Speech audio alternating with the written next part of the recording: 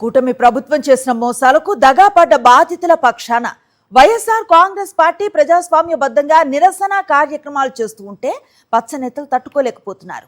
సాక్షాత్తు తెలుగుదేశం పార్టీ ఎమ్మెల్యేల కనుసన్నల్లో పచ్చ గూండాలు వైఎస్ఆర్సీపీ దీక్ష శిబిరాలపై విరుచుకుపడుతున్నారు. మహిళలు అని కూడా చూడకుండా దాడులకు పాల్పడ్డారు.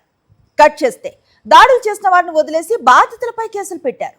ఏటా లక్షల్లో ఉద్యోగాలు ఇస్తామని డబ్బాలు కొట్టిన చంద్రబాబు, లోకేష్ తమ మనుషులకు మాత్రమే మెగా డిఎస్సిలో టీచర్ ఉద్యోగాలు ఇచ్చుకొని అర్హులైన అభ్యర్థులను దగా చేశారు. దీంతో మెగా డిఎస్సిలో జరిగిన అక్రమాలపై వైఎస్ఆర్సీపీ 3 నెలలుగా చంద్రబాబు, లోకేష్ ను నిలదీస్తూనే ఉంది. డిఎస్సి అక్రమాలపై సిబిఐతో విచారణ జరిపించడంతో పాటు నారా లోకేష్ తన మంత్రి పదవికి రాజీనామా చేయాలని డిమాండ్ చేస్తూ రాష్ట్ర వ్యాప్తంగా నిరాహార దీక్షలు, టౌన్ హాల్ మీటింగ్స్ చేపట్టింది. దీనికి యువత, ప్రజల నుంచి పెద్ద ఎత్తున మద్దతు వస్తోంది. దీన్ని సహించలేని టీడీపీ నేతలు, వైఎస్ఆర్సీపీ నేతలు చేస్తున్న నిరసనల్ని అడ్డుకుంటున్నారు.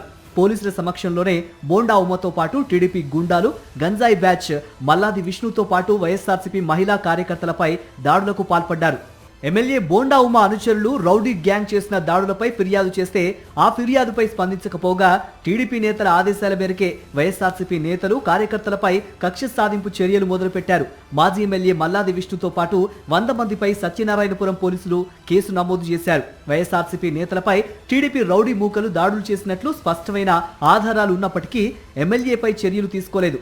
రాష్ట్రంలో రెడ్ బుక్ అరాచకం రాజ్యమేలుతోందనడానికి ఇదొక ఉదాహరణగా నిలిచింది. మరిన్ని అప్డేట్స్ కోసం ఛానల్ ను సబ్స్క్రైబ్ చేయండి. నోటిఫికేషన్స్ కోసం బెల్ ఐకాన్ పై క్లిక్ చేయండి.